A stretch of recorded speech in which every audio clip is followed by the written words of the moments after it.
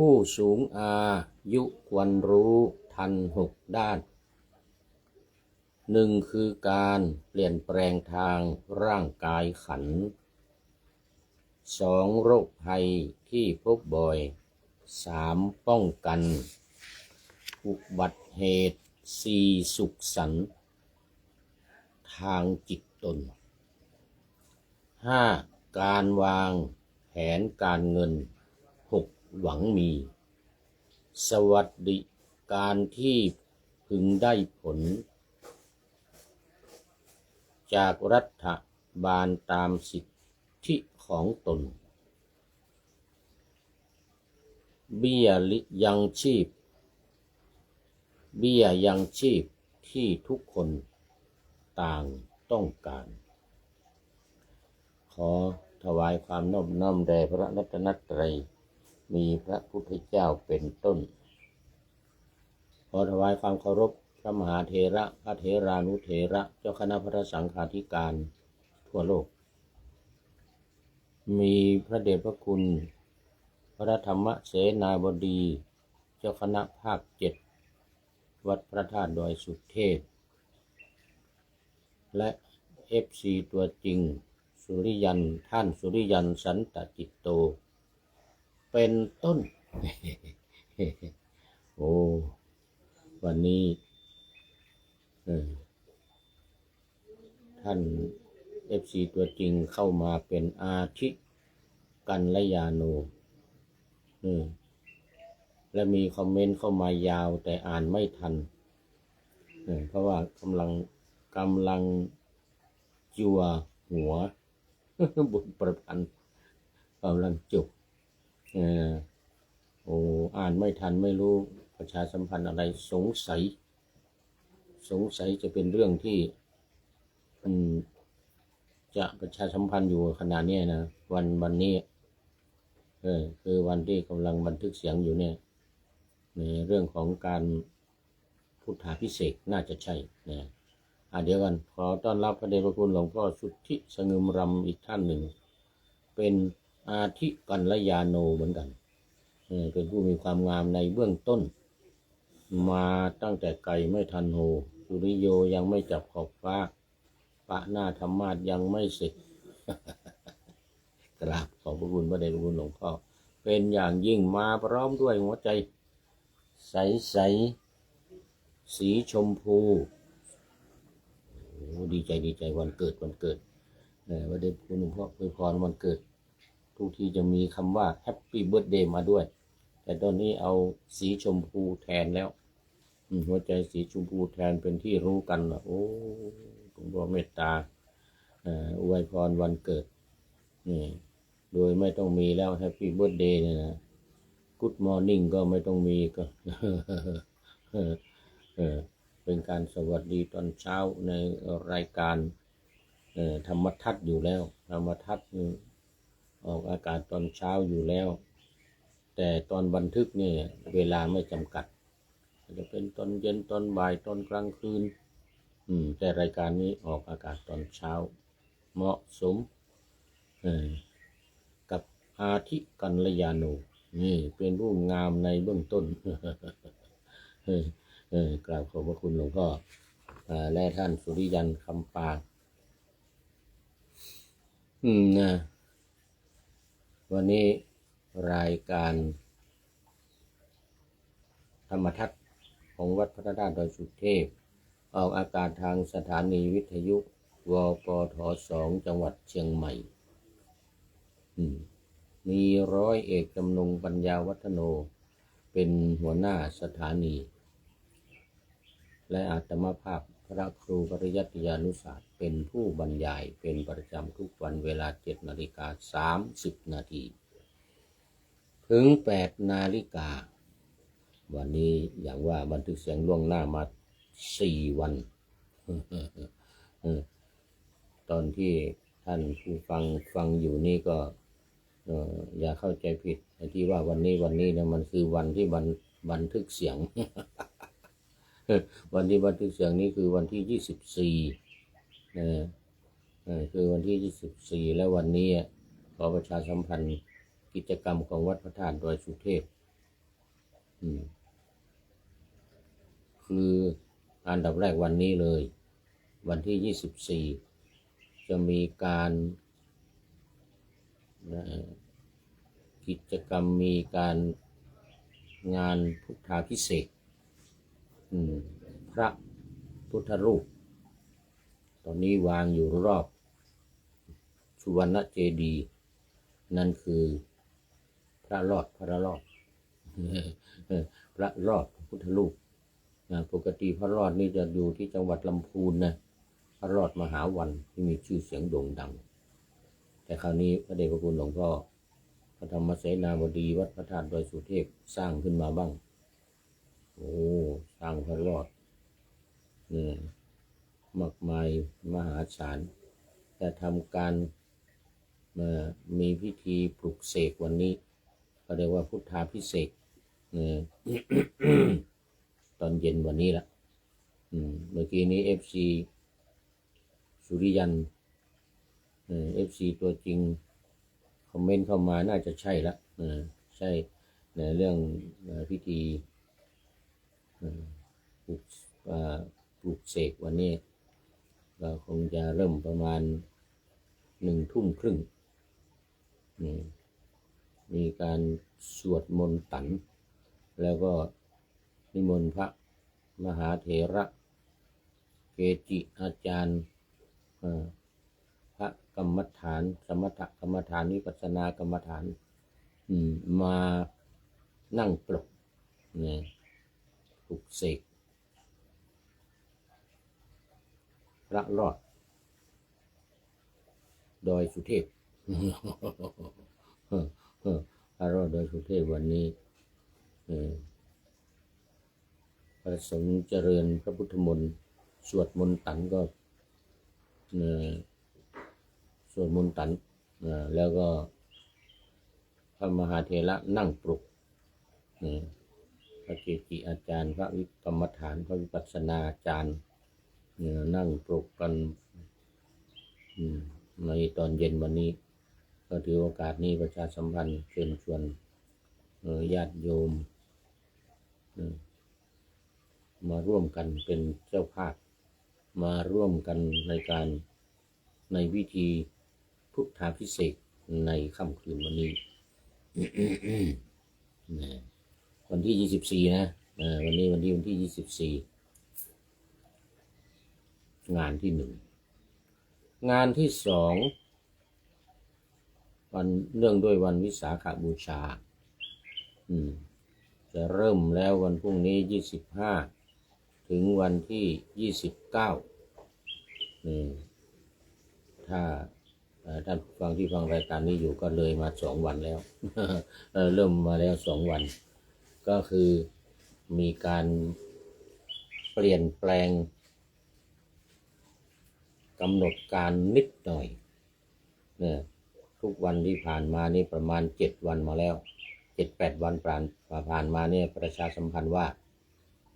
9:30 นาทีเจริญพุทธมนต์ฉลองสมโภชน้ำสงฆ์พระราชทานเวลา9:30 นาทีแต่ตอนนี้ขอเปลี่ยนตอนนี้มาเปลี่ยนกำหนดการใหม่คือจาก9:30 นาทีเป็นบ่าย 2 โมงเป็นบ่าย 2 โมงและพระสงฆ์ทรงสมณศักดิ์เจริญพระพุทธมนต์นี่จากเดิม10 รูปตอนนี้เพิ่มเป็น20 รูปนะเพิ่มอีก10 รูปเป็น20 รูปดังนั้นก็ขอประชาสัมพันธ์ประกาศใหม่แก้ข่าวแก้ข่าว แก้ข่าว1เวลา9:30 นาทีเปลี่ยนเป็นบ่าย 2 โมงแล้วก็พระสงฆ์ทรงสมณศักดิ์พร้อมด้วยสัญญาบัตรพัดยศมาถวายอดิเรกในผู้แทนของในหลวงที่เข้ารับฟังรับชมรับร่วมกิจกรรมเลยนะ20 รูป นี่ก็คือเปลี่ยนแปลงใหม่ทุกๆวันที่ผ่านมาที่ประกาศนั้นขอยกเลิก9:30 นาทีเดี๋ยวท่านผู้ฟังจะมากันพลาดเดี๋ยวจะมากันพลาดวันพรุ่งนี้นะ25 ถึง 29นะเดี๋ยวจะมาพลาดนั่นก็ขอให้มาบ่าย 2 โมงเป็นต้นไปในการเจริญพระพุทธมนต์สมโภชน้ำสงฆ์พระบรมธาตุดอยสุเทพนะโดยเป็นน้ำสงฆ์พระราชทานจากพระบาทสมเด็จพระวชิรเกล้าเจ้าอยู่หัวประจำปี 2569อันนี้ก็ขั้นตอนที่ 1การสมโภชเจริญพระพุทธมนต์ฉลองสมโภชน้ำสงฆ์พระราชทานจบไป1ขั้นตอนต่อไปวันที่30 กับ 31นะก็คือขบวนอัญเชิญน้ำสงฆ์พระราชทานของพระบาทสมเด็จพระเจ้าอยู่หัววชิรเกล้าเจ้าอยู่หัวรัชกาลปัจจุบันนี่จากลานครูบาเจ้าศรีวิชัยหน้าวัดศรีโสดาขึ้นมาลานครูบาเจ้าศรีวิชัยอีกเหมือนกันหน้าวัดดอยสุเทพมี2 ที่นะลานครูบาเจ้าศรีวิชัยนี่มี2 ที่นะลานอนุสาวรีย์ครูบานี่นะข้างล่างก็เป็นอนุสาวรีย์ครูบาอยู่ข้างบนนี่ก็มีอนุสาวรีย์รูปปั้นครูบาอยู่แล้วก็มีลานอยู่ข้างหน้าเหมือนกันเลยเหมือนกันกับว่าหน้าวัดศรีโสดาบนนี้เป็นหน้าวัดพระธาตุดอยสุเทพเริ่มวันที่30 1 ทุ่มครึ่งเริ่มพิธีกระบวนต่างๆที่นั่งวอกันขึ้นมาก็มีท่านขบวนแรกเลยท่านผู้ว่าราชการจังหวัดเชียงใหม่ต่อไปก็ที่การบดีมหาวิทยาลัยต่างๆมีมหาวิทยาลัยเชียงใหม่เป็นต้นแล้วก็อธิบดีตำรวจภาค 5และประธานศาลฎีกาภาค 5เป็นต้นนั่งวอขบวนตามหลังน้ำสงฆ์พระราชทานขึ้นมาบนพระธาตุดอยสุเทพตลอดคืนตั้งแต่1 ทุ่มครึ่งจนถึงตอนเช้าตี 5ก็จะมาถึงลานครูบาเจ้าศรีวิชัยหน้าวัดพระธาตุดอยสุเทพเชิงบันไดนาคนี่นะด้านทิศตะวันตกของวัดพระธาตุดอยสุเทพแล้วนี่แหละเอาละพอมาถึงเวลา6 โมงเช้าก็จะมีพิธีทำบุญตักบาตรพระสงฆ์สามเณร500 รูปขึ้นไปก็บางปีก็600บางปีก็700นู่นนะไม่แน่นะแต่500อย่างน้อยโดยนิมนต์ไว้ตลอดปีตลอดเขาเรียกว่าตลอดอะไรตลอดกาลว่างั้นนะนิมนต์ไว้ตลอดกาลพระภิกษุสงฆ์สามเณรทั้งในอำเภอเมืองเชียงใหม่นี่ก็ส่วนใหญ่ในจังหวัดเชียงใหม่ในภาคเหนือในประเทศไทยและในต่างประเทศทั่วโลกนิมนต์ไว้เป็นนิจการว่างั้นนะเป็นนิจการไม่ต้องมีการใบออกใบนิมนต์ไปนิมนต์มาว่าวัดนี้เท่านั้นวัดนี้เท่านั้นไม่ต้องเป็นอย่างนี้มานานแล้วนานแล้วตั้งแต่สมัยผู้พูดเป็นสามเณรนะผู้พูดนี่เป็นสามเณรเคยเดินขึ้นมานะเดินขึ้นมาจากสมัยก่อนอยู่วัดกู่คำนะแล้วก็มาสมทบกับพระพวกที่วัดสวนดอกนี่มานัดกันที่ใต้ต้นฉำฉาหน้าวัดสวนดอกเนี่ยนะประมาณ4 ทุ่ม 5 ทุ่มตอนกลางคืนนี่นะก็มาแล้วก็เดินขึ้นกันทางลัดขึ้นมาจากวัดสวนดอกมาผ่านวัดฝายหินวัดผาลาดแล้วก็ขึ้นมาบนดอยสุเทพนี่ใช้เวลาประมาณ6 ชั่วโมงในการเดินคือไม่เกินเที่ยงคืนก็พากันขึ้นและตอนเช้าตี 5ถึงนี่พอดีเลยบิณฑบาต ตี 5นี่นะบินทบาทเนี่ยนะยังไม่บินเขาจะบินกันเริ่ม6 โมงนี่นะไม่เกิน6 โมงครึ่งจะเริ่มบินทบาทอ๋อตอนนั้นเป็นสามเณรเนี่ยเมื่อสัก40 ปีที่ผ่านมาแล้วเนี่ยพระธาตุดอยสุเทพเรานี่ตักบาตร500 รูปนี่ไม่ใช่วันเดียวนี้นะมันนานมาแล้วนะ20-30 ปีมาแล้วจนปัจจัยถวายพระรูปละ500สมัยก่อนเนี่ยนะเดี๋ยวนี้1,000ปีนี้ไม่แน่จะขึ้น2,000ก็ไม่รู้ ไม่แน่นะเพราะฉะนั้นมาเรียกว่ามาทั่วโลกกันแล้วกันนะมันเป็นที่รู้กันแล้วนิมนต์เป็นนิจการเป็นนิจการปีนี้ก็เหมือนกันปีที่แล้วได้ข่าวเมื่อ2 ปี 3 ปีมาแล้วขึ้นมา1,000นี่นะ1,000 บาทรูปละ1,000 บาทถวาย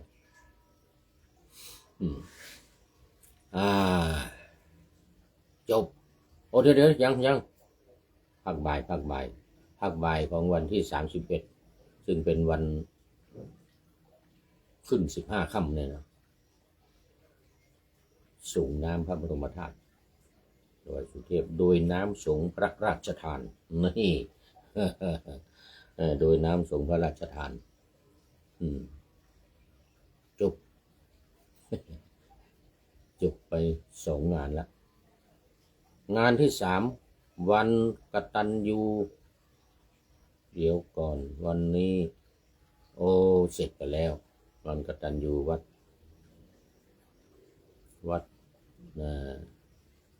เสร็จแล้วนี่ก็หมายถึงว่าวันนี้รายการนี้จะออกวันที่27นะออกอากาศวันที่17แต่ว่าวันนี้ยังทันอยู่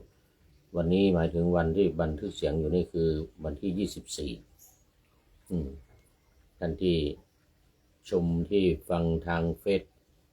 บุ๊กไลฟ์สวายเทพบุญหรือทาง YouTube นะหรือทางไลน์ที่ส่งไปนี่นะทางไลน์ทางเฟซนี่ก่อนวันที่26เพราะว่าวันนี้วันที่24ที่บันทึกเสียงอยู่เนี่ยบันทึกเสียงล่วงหน้า4 วันเพื่อไว้ให้แอดมินในวัดฝายหินท่านพระครูสมุวิสุวัตรวรกิจโจเจ้าวาดวัดฝายหินได้ทำเป็นแอดมินของรายการทำ MP3 ส่งสถานีวิทยุอีกทีหนึ่งเนี่ยนะที่ออกทางสถานีวิทยุนี่ไม่ใช่ว่าเป็น Facebook นะ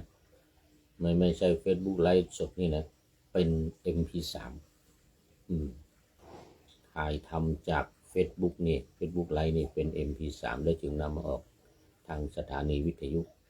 ส่วนทาง Facebook นี่ดูกันได้ตลอดตั้งแต่วันนี้ไป1 เดือน Facebook นี่เขาจะให้อยู่1 เดือนหลังจาก1 เดือนไปแล้วเขาจะลบละเพราะว่ามันเยอะไม่งั้นมันเต็มเอาละตอนนี้ก็มาเข้าสู่เนื้อหาสาระของธรรมะกันเลยรายการธรรมทัศน์ออกอากาศในเรื่องของพระไตรปิฎกจากพระไตรปิฎกเล่มที่25อัตถกถา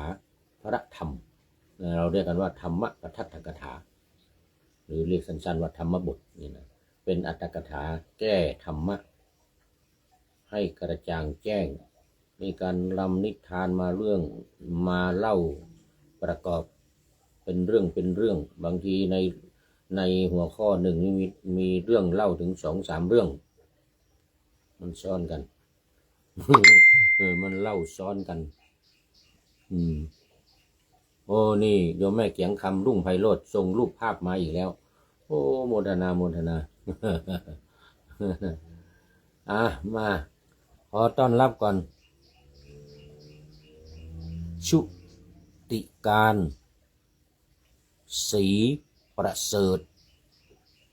โอ้เหลืองน่าจะเป็นพระหรือเปล่าไม่แน่ใจชุติการเป็น FC เก่าแก่นมนานนมเนนานเนกาเล เดี๋ยวต้องเขียนไว้หน่อยก่อนนี่เรียกว่าหลายเดือนนะนี่โอ้อ้าวนะชุติการศรีประเสริฐนี่หลายเดือนเลยทีเดียวรู้สึกว่าจะสมัยอยู่สมัยอยู่เยอรมันนะนี่นะขอบคุณมากชุติการศรีประเสริฐชุติการศรีประเสริฐนี่โอ้ถ้าน่าจะเป็นพระถ้าเป็นพระขออภัยด้วยนะครับดูเหลืองๆนะแต่ว่ามันไม่ชัดเจนมันเล็กมองไม่ค่อยเห็นตานี่ก็จะไม่ค่อยไหวนี่ต้องขออภัยจะเข้าไปดูโปรไฟล์เนี่ยจะเข้าไปดูโปรไฟล์เข้าไปดูโปรไฟล์ก่อนใจเย็นใจเย็นเอามากอันนี้มาเข้าเนื้อหาของรายการยังอยู่ในเรื่องเดิมวันนี้น่าจะจบน่าจะแต่ไม่จบสักที นางลูกสุกรมันเป็นเรื่องที่สลับซับซ้อนตายไปแล้วเกิดจากชาตินั้นเป็นชาตินั้นเกิดชาตินั้นเป็นชาตินี้นะตั้งแต่เป็นอะไรแม่ไก่ตั้งเป็นแม่ไก่นะได้ฟังธรรมนะได้ฟัง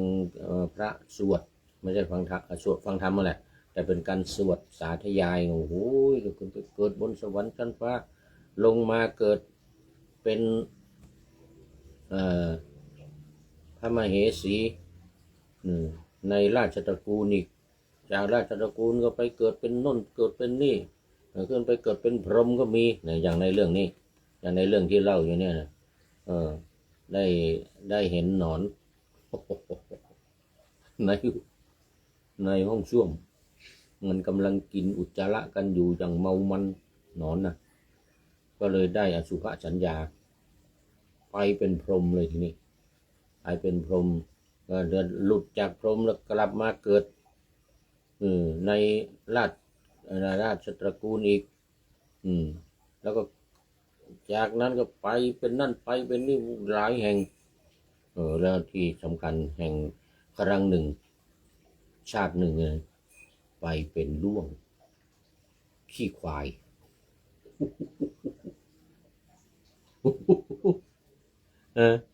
โยมชุติการ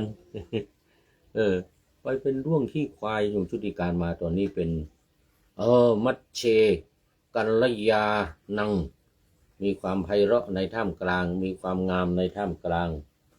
มัชเชกัลยานังมีความงามในท่ามกลางเรียกว่ามีสมาธิเดี๋ยวอีกสัก5 นาทีใครเข้ามาก็จะเป็นปริโยสานะกัลยานังมีความงามในที่สุดเพราะว่าเดี๋ยวอีกสัก5 นาทีจะหมดเวลาแล้ว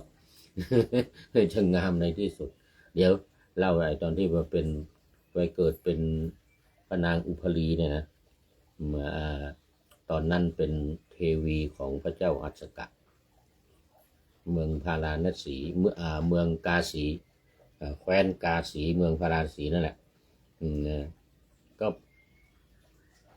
เสร็จจากพระเจ้ากัสสปะพอสวรรคตพิวงคตเสร็จแล้วก็ไปเกิดเป็นด้วงขี้ควายทางภาคเหนือเราเรียกว่าจู้จี้แมงมาจู้จี้ขี้ควายนะมันอยู่ในบุญขี้ควายนะเป็นตัวแม่ก็เป็นแมงจี้อูดมาจู้จี้จี้อูดภาษาไทยว่าด้วงมูลควายด้วงที่มันอยู่เกิดกับขี้ควายนะอย่างนี้ก็มีอันนี้เล่าไปแล้วในรายการนาวาวังเล่าไปในรายการนาวาวังเอาตอนนี้มาดูคือตอนที่ตัดสมาเป็นต้นความว่าเพราะสัตว์ทั้งหลายผู้อันตัณหาซึ่งทำความสะดุ้งไว้ล้อมไว้หรือรึงรัดไว้ฉะนั้นเมื่อภิกษุปรารถนาหวังอยู่ซึ่งธรรมที่สิ้นกำหนัดคือพระนิพพานอันเป็นที่ปราศจากกิเลสมีราคะเป็นต้น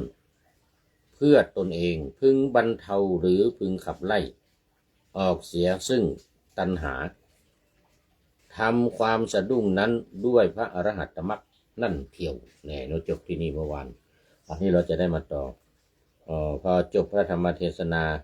ชนทั้งหลายเป็นอันมากก็บรรลุอริยผลทั้งหลายมีโสดาปัตติผลเป็นต้นส่วนนางสุกรเนี่ยทีเนี่ยนางสุกรนี่นะจุติจากอัตภาพนั้นแล้วก็เกิดในราชตระกูลเอาอีกละในสุวรรณภูมิในสุวรรณภูมินี่นะจะเป็นประเทศไทยนะมันมีหลายประเทศนะหมู่อินโดนีเซียหมู่ทางเขมรทางลาวทางอะไรก็ว่าเป็นสุวรรณภูมิกันหมดอ่ะพม่าก็ว่าเกิดในพม่า เหมือนสมัยพระโสนอุตระนำพระพุทธศาสนามาสุวรรณภูมิมาแหละเถียงกันใหญ่เลยประเทศไทยก็บอกว่าขึ้นนี่แหละจังหวัดนครปฐมนี่นะ นี่ไงเจดีย์นครปฐมเป็นหลักฐานเหมือนกันนะโสนอุตระขึ้นที่นี่เอาแล้วว่ากันไปแต่นี่ในสุวรรณภูมินี่ไม่รู้จังหวัดไหนมารู้ประเทศไหนน่าจะเป็นประเทศไทยจากอัตภาพในสุวรรณภูมิแล้วก็เกิดในกรุงพาราณสีมันเกิดพาราณสีอีกละเหมือนอย่างนั้นแหละจุติจากอัตภาพพาราณสีก็เกิดในเรือนพ่อค้าม้าที่ท่าสุปารกะจุติจากพ่อค้าม้าแล้วก็เกิดในเรือนนายเรือเรือนของนายเรือท่าคาวิระนี่จุดจากอัตภาพนั้นแล้วก็ไปเรือนของอิสรชนในเมืองอนุราธบุรีเป็นมหาเศรษฐีใหญ่โตจุติจากเมืองอนุราธบุรีนั้นแล้วก็ไปเกิดเป็นธิดาในเรือนของกุดุมพีชื่อสุมาณะในเพกะตะคามกันตะคามในทิศทักษิณของเมืองนั้นแล้วชื่อสุมาณาตามชื่อของพ่อคือกุดุมพีสุมาณะกุดุมพีต่อมาบิดาของนางเมื่อชนทั้งหลายทิ้งบ้านนั้นแล้วได้ไปสู่แคว้นทีฆวาปีอยู่ในบ้านชื่อมหามุนีคามทิ้งจากบ้านเนี่ยในเพกันตะคามเนี่ยไปอยู่มหามุนีคามอำมาตย์ของพระเจ้าทุตถคามณีนามว่าละกุณตกะติมะพระหรือติมพรนะติมพรไปที่บ้านนั้นด้วยกรณียกิจบางอย่างเห็นนางแล้วทำการมงคลอย่างใหญ่พานางไปสู่บ้านมหาปุณณคามไปอยู่ปุณณคามอีกแล้วครั้งนั้นมหาอตุลเถระผู้อยู่ในมหาวิหารชื่อโกติบรรพตเที่ยวบิณฑบาตไปในบ้านนั้นยืนอยู่ที่ประตูเรือนของนางเห็นนางแล้วจึงจำได้ มหาเถระที่จำได้ละกล่าวกับภิกษุทั้งหลายว่าผู้มีอายุทั้งหลายนางลูกสุกรมาเกิดนี้อีกแล้วว่างั้นนะ ถึงความเป็นพัญญาของมหาอมาตย์ชื่อละกุณตกะอติมพรแล้วน่าอัศจรรย์จริงว่างั้นนะนางฟังคำนั้นแล้วเพิกพบในอดีตได้คือนึกย้อนไปในอดีตได้เลยนางเนี่ยกลับได้ญาณอันเป็นเหตุระลึกชาติได้อุปลีนึกชาติตัวเองได้นะในขณะนั้นนั่นเองนางมีความสังเวชเกิดขึ้นแล้วอ้อนวอนสามีขอบวชในสำนักพระเถรีผู้ประกอบด้วยพละ5ด้วยอิสริยยศอย่างใหญ่ได้ฟังธรรมกถาพรรณนามหาสติปัฏฐานสูตรในสติมหาวิหารแล้วตั้งอยู่ในโสดาปัตติผลแล้วต้องเอาไว้แค่นี้ก่อนเพราะมันหมดเวลาวันนี้ ชุติการศรีประเสริฐนอกจากเป็นมัชเชกัลยาณังแล้วก็เป็นปริโยสานกัลยาณังด้วยเพราะว่าตอนนี้หมดเวลาไม่มีใครเข้ามาไม่แน่มีเข้ามาอีกนะถ้าใครเข้ามาจึงจะเป็นปริโยสานตอนนี้เอาชุติการ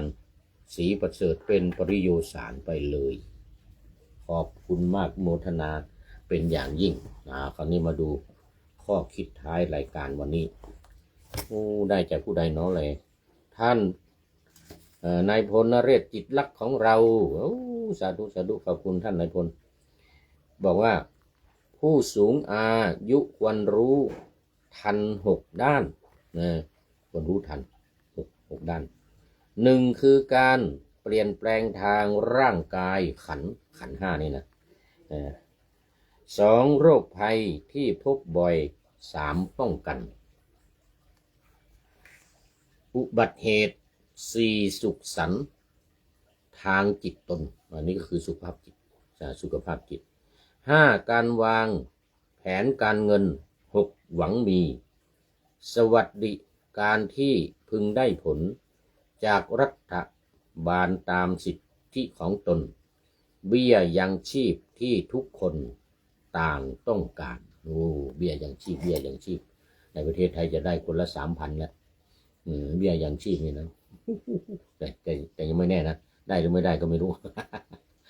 วันนี้ก็ขอบคุณข้อคิดท้ายรายการของท่านนายพลนเรศจิตลักษณ์ไว้ณที่นี้เป็นอย่างยิ่งขอนำพระไตรปิฎกขอนำรายการธรรมะทัดไปก่อนแล้วจะย้อนมาใหม่ในวันหลังเพื่อให้ท่านทั้งหลายได้รับฟังพระธรรมเทศนาเหมือนดังเดิมเป็นธรรมะจากพระไตรปิฎก3ธรรมบทอันงดงามบรรยายเสริมอธิบายใจความเหมาะมาต่อเติมยกนิทานดั้งเดิมเสริมบทธรรมขอทุกท่านสุขกายสบายใจปรารถนาสิ่งใดอันเลิศล้ำจงเพิ่มพูนตามบุญงามและตามกรรมที่ได้บำเพ็ญไว้ทุกประการขอเจริญพร